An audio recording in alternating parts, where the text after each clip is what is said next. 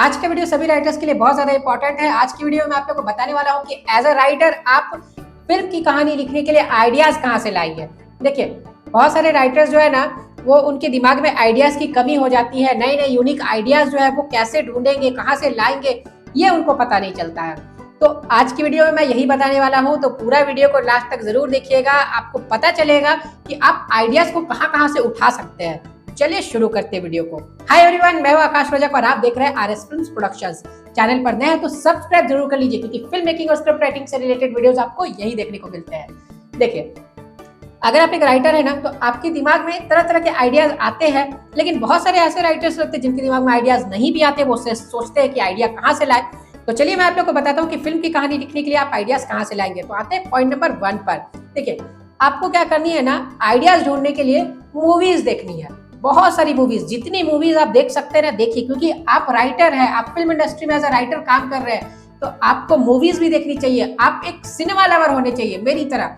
मैं बहुत बड़ा सिनेमा लवर हूँ, हालांकि मुझे टाइम नहीं मिलता है मूवीज वगैरह देखने का, लेकिन फिर भी मैं 10-10 मिनट 15-15 मिनट कर कर ना हर दिन मूवीज थोड़ा थोड़ा देखता हूँ। और एक एक मूवीज कंप्लीट होने में मुझे 10 दिन 12 दिन का समय लग जाता है। तो एनीवे, अगर आपके पास समय है ना, तो आपको मूवीज देखनी चाहिए। जितनी ज्यादा आप मूवीज देखिए, मूवीज देखेंगे ना, तो आपको आइडियाज मिलेंगे।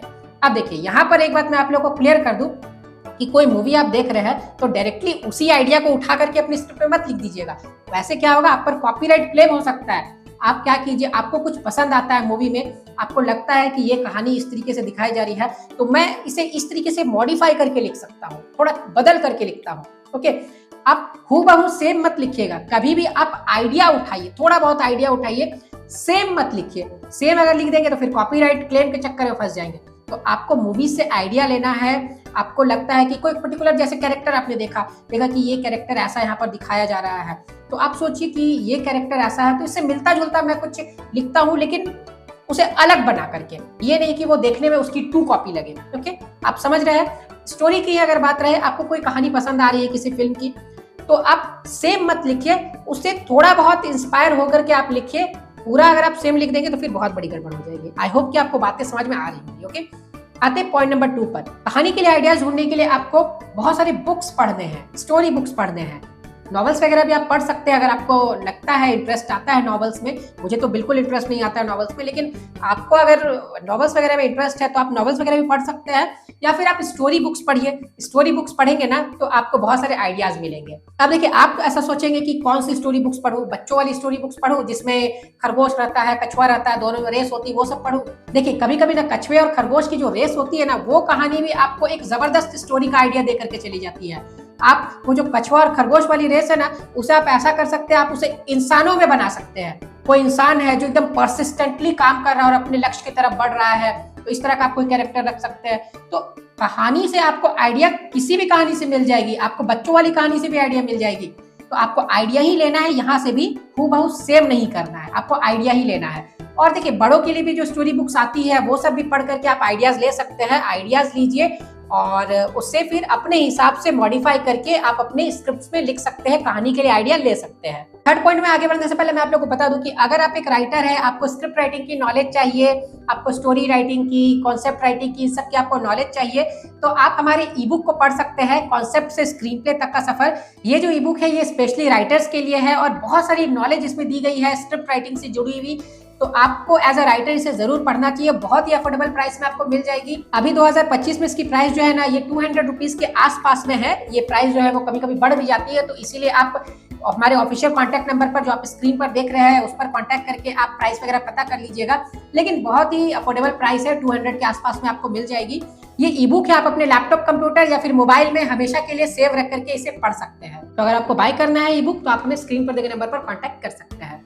अब आते हैं पॉइंट नंबर 3 पर। देखिए, कहानी के लिए आइडिया आपको अपने आसपास के माहौल से भी मिल जाएंगी। आप अपनी नजरें खुली रखिए और देखिएगा कि आसपास में आपके बहुत सारे ऐसे इंसिडेंट्स होते रहते हैं ना, जिससे आपको बहुत सारे आइडियाज मिलते रहेंगे।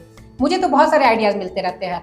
जैसे मैं कहीं पर गया तो वहां पर मैंने देखा कि कुछ इस तरह का हो रहा है, तो मुझे याद रह गया कि हाँ, ये चीज अच्छा लगा, तो मुझे ये चीज नोट कर लेना चाहिए। तो मैं अपने मोबाइल में ही उस समय नोट कर लेता हूँ। तो आपको भी यही करना है। आप क्या कर सकते हैं ना, आप अपने आसपास में थोड़ी नजरें खुली रखिए आप थोड़ा ध्यान दीजिए। तो देखिए ध्यान देंगे ना तो बिल्कुल आपको जो आइडियाज है ना वो मिलेंगे आपके आसपास के सराउंडिंग से।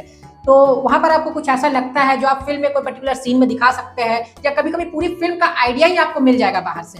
तो आपके आसपास से आपको मिल जा रहा है आइडिया, तो आप उसे तुरंत नोट कर लीजिए, अपने मोबाइल में ही नोट कर लीजिए तो ज्यादा बेटर रहेगा। मोबाइल में नोट्स वगैरह में आप जाकर के नोट कर लीजिए, और उसके बाद फिर जब आप स्क्रिप्ट लिखने बैठते हैं तो आप फिर उसको मॉडिफाई करके और उसे अपने हिसाब से फिर आप लिख दीजिए। अब आते हैं point number 4 and the last point पर। देखिए बहुत बार ऐसा होता है ना कि आपसे बहुत सारे लोग मिलते रहते हैं दिन भर में, और वो आपको कभी कभी अपने जीवन की कुछ इंसिडेंट्स, कुछ घटनाएं बताने लगते हैं, और हो सकता है वो आपको पूरी कभी कभी अपनी जीवन की कहानी बताने लगे कि मेरे साथ ऐसा हुआ वैसा हुआ। तो अगर आपको कोई उनकी पर्टिकुलर घटना पसंद आ जा रही है तो आप उनसे उसी समय पूछ लीजिए, और पॉसिबल हो तो आप उनसे रिटर्न एक परमिशन ले लीजिए कि क्या आपकी इस घटना को या मैं अपने स्क्रिप्ट में लिख सकता हूँ। आपका नाम अगर आप नहीं चाहते ओरिजिनल नाम, तो मैं उसे चेंज करके क्या लिख सकता हूँ। तो ज्यादातर केसेस में आपको परमिशन दे देंगे, क्योंकि ज्यादातर आप ऐसे लोगों से ही मिलते हैं जो आपके जान पहचान के रहते हैं, तो वो आपको परमिशन दे देंगे और फिर आप उसे लिख सकते हैं अपने स्क्रिप्ट में। देखिए ऐसा भी हो सकता है कि उनके जीवन की कोई पर्टिकुलर घटना आपको पसंद आ जाए, तो उस पर्टिकुलर घटना को आप सीन के रूप में लिख सकते हैं अपने स्क्रिप्ट में। जब कभी कभी ऐसा भी होता है कि पूरी की पूरी उनकी जीवन की कहानी आपको पसंद आ गई, तो अगर पूरी की पूरी जीवन की कहानी अगर आपको पसंद आ जा रही है तो आप उनको बताइए कि आपकी जीवन की कहानी जो है बहुत ज्यादा मोटिवेटिंग है, तो मैं इस पर एक मूवी लिखना चाहता हूं, तो आप मुझे एक रिटर्न परमिशन दे दीजिए कि आप पर मैं एक मूवी लिख रहा हूं, और जब भी आप पर मूवी बनेगी तो आपका नाम आ जाएगा इस पर कि बेस्ड ऑन दिस पर्सन, इस तरीके से। तो एक तरीके से बायोपिक कहा जा सकता है। तो बायोपिक लिखने के लिए आप उनसे रिटर्न परमिशन ले लीजिए। अगर छोटी मोटी कोई घटना है तो बात अलग है, वो आप उनसे पूछ भी लेंगे बाय माउथ, तो चलिए उतनी बड़ी मैटर नहीं है। लेकिन अगर पूरी की पूरी लाइफ इंसिडेंट्स अगर उनका आप लिख रहे हैं तो परमिशन जरूर ले लीजिए। तो इन सभी तरीकों से जो 4 पॉइंट्स मैंने आप लोगों को बताया, इन सभी पॉइंट्स को ध्यान में रख करके आप कहानी लिखने के लिए आइडिया ढूंढ सकते हैं। तो आपको पता है कि आइडियाज आपको कैसे मिलेंगे फिल्म की कहानी लिखने के लिए। अपनी दिमाग और अपनी आंखें दोनों खुली रखिए, आइडियाज भरपूर आपको मिलते रहेंगे।